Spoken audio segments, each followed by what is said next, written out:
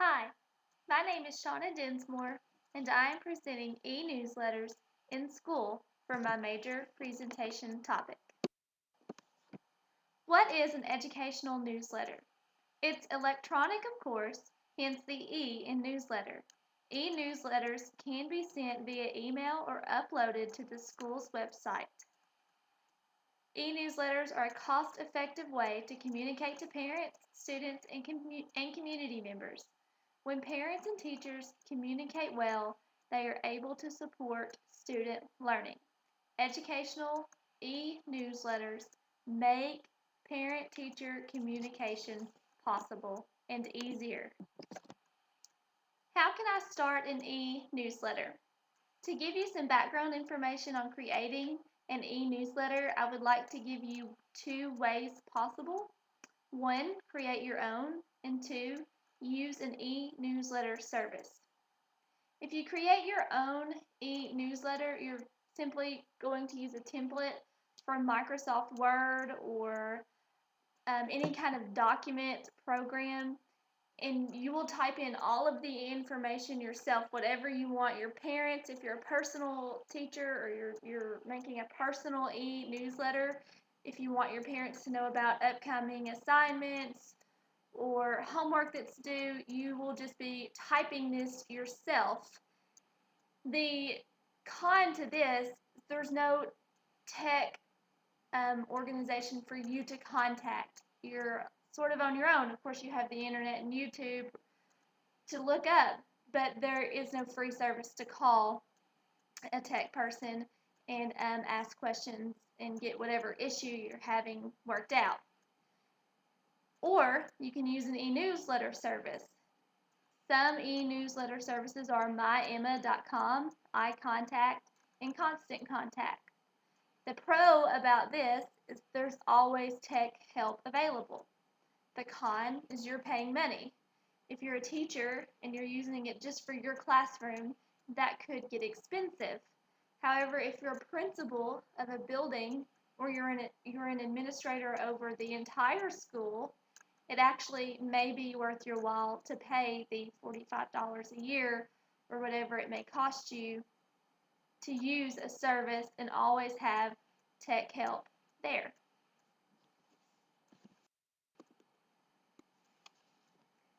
E-newsletters can bring improvement to many parts of your school. One of the first is student learning. If you are creating a newsletter on your own or not, students can always help create the newsletter. Another helpful advantage is allowing some of your students to find a problem with the e-newsletter and let them call the tech department. Of course, this only works if you're paying for a service. This also helps your students to explore the field of technology. Students can also be informed, much like their parents or community members. Students have the ability now to get online at home or even at school, and they can check the newsletter just like their parents can or their fellow community members can.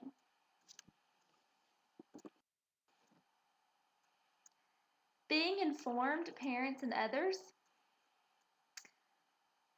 Parents are aware of their child's improvement with e-newsletters.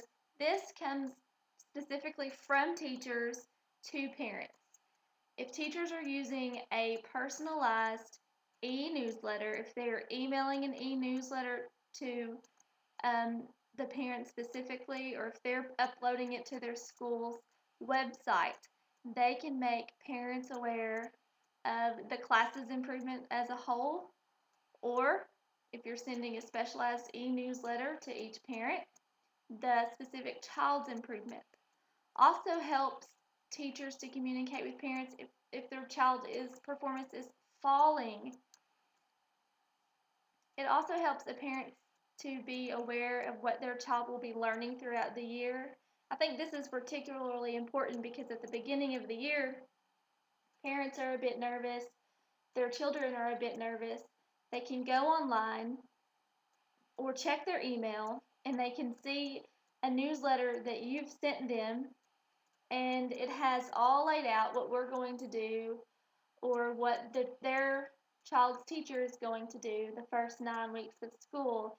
It has the math assignments, the reading assignments, and I really think this helps comfort parents, and it really starts the parents off on a great foot with the teacher and vice versa. They automatically see that communication is going to be positive throughout the year. The last thing is it makes parents aware of upcoming homework assignments, which is almost a reiteration of the bullet before, but especially on weekends, on Sunday afternoons, we're getting ready, or the parents are getting ready for the upcoming week. They can quickly go on. They can look at the saved newsletter and they can see, okay, we've got this assignment and this assignment due this week. Being informed, all stakeholders. This e-newsletter is different from an e-newsletter that is created by a teacher sending it to her personal classes. For example, this e-newsletter is going to help all members of the community, your elders, your local business owners, to be aware of upcoming school events. For example, if there is a football game in town on Friday night, or when the local choir is performing. It also helps our stakeholders to be aware of upcoming changes the school is making. For example, if the school is making a drastic dress code change, this is an excellent way to inform the entire community of a major change that's happening in the school. Stakeholders can also read about success stories of those associated with the school. For example, a local player is recognized for his basketball talents, or a choir member makes all region or all state. This also helps the school to relay positive information to the community, and it creates for a more positive environment when stakeholders can read success stories that are coming from their local school. Stakeholders are also aware of any important messages the school wants to send to the community. Helping with collaboration. E-newsletters also help schools to collaborate with fellow stakeholders. For example, if the school sends a quarterly survey, they will be able to send it through their newsletters. This allows the school to record the results electronically and convert it over to any form they choose, such as Excel. An e-newsletter also connects Facebook, Twitter, and YouTube. For example, you would link any of these social medias that I have just read to your e-newsletter page, and parents can see that you are also on all of these social media networks, and they can actually comment on your other social media networks via Facebook or Twitter. It also lets you see who is viewing your newsletter. This particular added bonus of seeing who's viewing your newsletter would only come from a service provider. You would not be able to see who's viewing your newsletter if you were simply creating your own template and uploading it to the internet. That's an added bonus for actually paying for the service. But you could put blogs and social media links onto your uploaded template if you would like, so you can still have that bonus without paying for an e-newsletter service. A faster world. According to statistics, 47% of parents want immediate updates on school news, and 36% of parents want monthly updates. This is why e-newsletters are so efficient, and they make a huge difference in pleasing your parents and community, and they really do connect and create the environment of communication between parents and the community with the school. It's instant. You can work on your template that morning, and then you can upload it in the afternoon, and everyone can see it. It's also going to save you a lot of time at the printer. If you type and print your e-newsletter every month or even every week, you're printing a ton of papers, and then you're either mailing them home and you're using more paper and stamps, or you're sending them home through teachers, and then the teachers give them to the students, and you hope that the student manages to give the newsletter to their parents. So this is a safe way as well.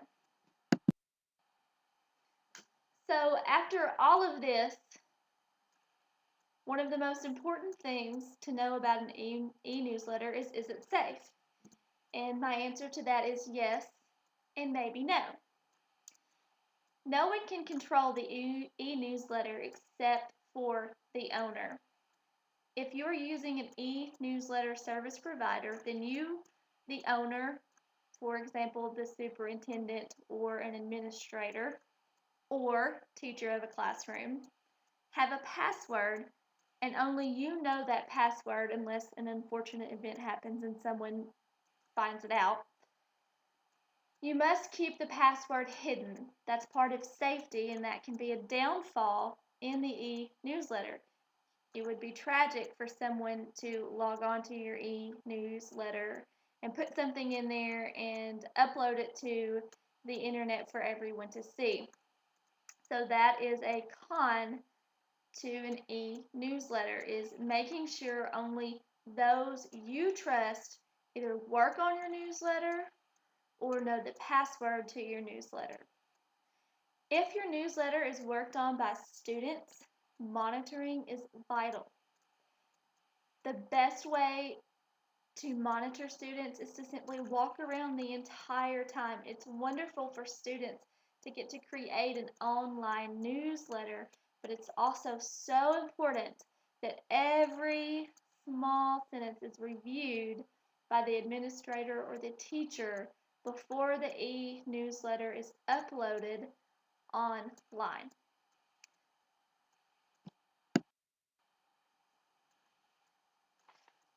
Thank you, and I hope you enjoyed my presentation.